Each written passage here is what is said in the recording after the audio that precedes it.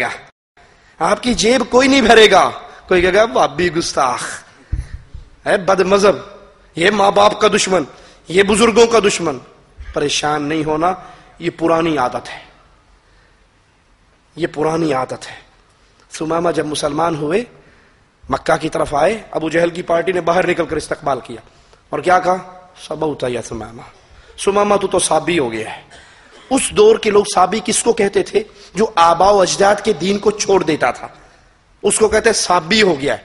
کفار مکہ نے کہا ثمامہ تو صابی ہو گیا ہے.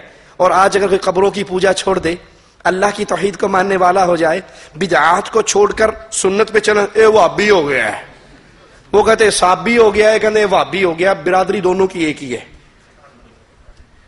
اس نے کہا اللہ کی قسم میں صحابی نہیں ہوا, میں تو محمد رسول اللہ کی شریعت اور دین کو اور اللہ کے پیغام کو مان چکا ہوں. جب آپ اس پیغام کو عام کریں گے, جب آپ لوگوں تک لا الہ الا اللہ کا پیغام پہنچائیں گے, جب لا الہ الا اللہ کی بنیاد پہ آپ فرق کریں گے, معاشرے میں پہچان کروائیں گے, اللہ کی قسم اپنے بھی ناراض ہوں گے, پرائے بھی ناراض ہوں گے. اور جب تک آپ آدھے تیتر آدھے بٹیر بنے رہو گے, سب کے ساتھ قبول ہو جاؤ گے. جب تک آپ آدھے تیتر آدھے بٹیر, وہ کیسے؟ محرم کا حلوہ آیا, آپ کو پتہ ہے حرام ہے, اللہ کے نام کی سبیل نہیں, سبیل حسین ہے. آپ کہتے ہو پتر سے, پتر لیلا کوٹھے تے سٹ داں گے, پتہ ہے حرام ہے, لیکن لے لو, چھت پہ پھینک دینا. کیوں؟ اگر کہہ دیا نا یہ حرام ہے, ہم نے نہیں لینا, تو ان کو پتہ لگ جائے گا ساڈی برادری دا نہیں. ہائے ہائے ہائے, انا للہ و انا الیہ راجعون. سید کے گھر میں, حالانکہ یہ مسئلہ غلط ہے لیکن عام ہے اس لیے مثال دے رہا ہوں, سید کے گھر میں غیر سید رشتہ مانگنے آ جائے, سید کے گھر میں غیر سید رشتہ مانگنے آ جائے تو کیا جواب؟ پہلا سوال کیا تھا, آپ سید ہیں؟ وہ کہتا نہیں جی میں تو راجپوت ہاں. تینوں پتہ نہیں سیداں دا نکاح سیداں نال ہی ہوندا ہے, اے راجپوتاں نال نہیں ہو سکتا. چل نکل. پٹھان کے گھر میں پنجابی رشتہ مانگنے چلے جائے, موڑا تم پٹھان خان ہے؟ خو میں خان تو نہیں ہوں, پنجابی ہے. ماڑا ہماری تو مر بھی جائے گی تو پنجابی کو نہیں دیں گے. تم کدھر آ گیا؟ چلو, خان کی بیٹی خان کے گھر, پنجابی کی بیٹی پنجابی کے گھر, سید کی سید کے, راجپوت کی راجپوت کے, مغل کی مغل کے. اس طرح تم ذاتوں میں بٹے ہوئے, جو غلط ہے. شریعت نے اس کی تعلیم نہیں دی ہے. لیکن جب معاملہ لا الہ الا اللہ کا آتا ہے, کہتے ہو لے لو, حرام ہے, غیر اللہ کی نظر ہے, غیر اللہ کی نیاز ہے, لے لو, کہیں اس کو پتہ نہ لگ جائے ہم اہل توحید ہیں, ہمارا کاروبار ہے, ہمارے معاملات ہیں. مولوی صاحب تقریر کر کے ٹر جانا ہے, اسی تے اتھے ہی رہنا ہے. اس لیے کسی سے جھگڑا نہ کرو, کسی کو نہ بتاؤ میں کون ہوں, اپنی بات کو بس اپنے اندر دفن کر کے چادر اوڑھ کے سو جاؤ. اللہ کی قسم یہ غیرت مند مومن کا کام نہیں ہے. وتواصوا بالصبر. آپ کو لا الہ الا اللہ کے پیغام پہ بیٹیوں کو طلاق مل سکتی ہے تو کبھی نہ سوچنا بیٹی کو طلاق مل گئی, ارے آپ کی بیٹی ایک کروڑ ہو, محمد کی بیٹی کی قدموں پہ قربان. کیا میرے نبی کی بیٹی کو طلاق نہیں ملی؟ کوئی پتھر مار کے ماتھے کو پھاڑ سکتا ہے. ارے کیا میرے آقا کا ماتھا نہیں پھٹا تھا؟ کوئی دندان توڑ سکتا ہے. احد میں آقا کے دندان نہیں ٹوٹے تھے؟ کوئی بستی سے نکلنے پہ مجبور کر سکتا ہے. میرے نبی نے روتے ہوئے مکے کو نہیں چھوڑا تھا. کوئی آگ کے اندر پھینک سکتا ہے, سیدنا ابراہیم کو آگ میں نہیں چلایا گیا. کوئی تپتے ہوئے کولوں پہ لٹا سکتا ہے, خبیب کو نہیں لٹایا گیا. کوئی گلیوں میں کھینچ سکتا ہے, کیا سیدنا بلال کو نہیں کھینچا گیا؟ آپ کو توحید کی آوازیں پر غم آئیں گے, دکھ آئیں گے, پریشانیاں آئیں گی. مومن وہی ہے, غیرت مند وہی ہے جو اپنی دعوت میں ننگا ہے. ارے جب کفار اپنے کفر میں ننگے ہیں, مشرکین اپنے شرک میں ننگے ہیں, بدعتی اپنی بدعت میں ننگے ہیں, تو اہل توحید کے اوپر لازم ہے وہ چھپ کر بیٹھے, وہ خاموش ہو کر بیٹھے. اپنے اس آوازے کو عام کرو, اپنا تعارف کرواؤ, اہل شرک سے الگ ہو جاؤ. میں آپ کو آخری بات کہہ کے اپنی بات ختم کرتا ہوں. بنی اسرائیل پہ جب اللہ کا عذاب آیا, ان میں 3 پارٹیاں بنی تھی. جب مچھلی کا شکار کرنے سے منع کیا گیا تھا, ہفتے کے دن شکار نہ کرو, تو 3 گروہ بن گئے تھے. 3 گروہ. ایک شکار کرنے والا, وہ ڈائریکٹ شکار نہیں کرتا تھا, ہیلے اور بہانے سے کرتا تھا.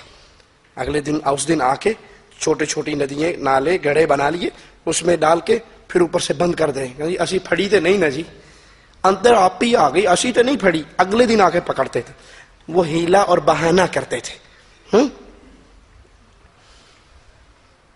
ایک یہ گروہ۔ دوسرا گروہ کون سا تھا؟